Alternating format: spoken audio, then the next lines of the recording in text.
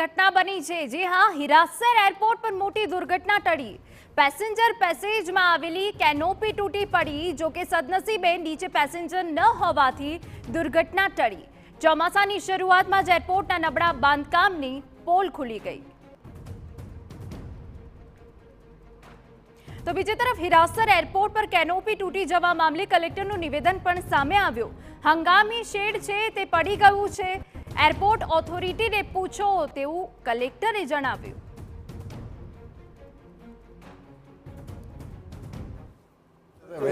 નાનું એનું હંગામી શેડ છે એ પડી ગયું છે, રિપેર થઈ જશે।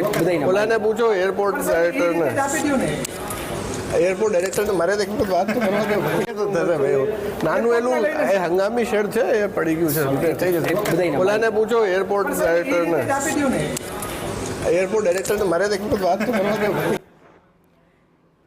હિરાસર એરપોર્ટ પરની ઘટના મામલે વિપક્ષનો વાર। ધારાસભ્ય જિગ્નેશ મેવાણીએ ભાજપ પર નિશાન તાક્યું। ભાજપના નેતાઓના ભ્રષ્ટાચારના કારણે આવી ઘટના બની છે। સીએમ ભૂપેન્દ્ર પટેલ ભ્રષ્ટાચારી સામે કડક પગલાં ભરે।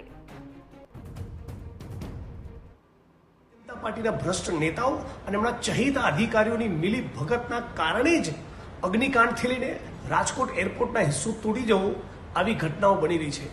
રામનું નામ લઈ ભોળી જનતાને ધર્મની રાજનીતિના નામે છેતરી કરોડો અરબો રૂપિયાનો કૌભાંડ અને ભ્રષ્ટાચાર આદર્યો છે અને એનું પરિણામ આજે ગુજરાતની જનતા ભોગવી રહી છે।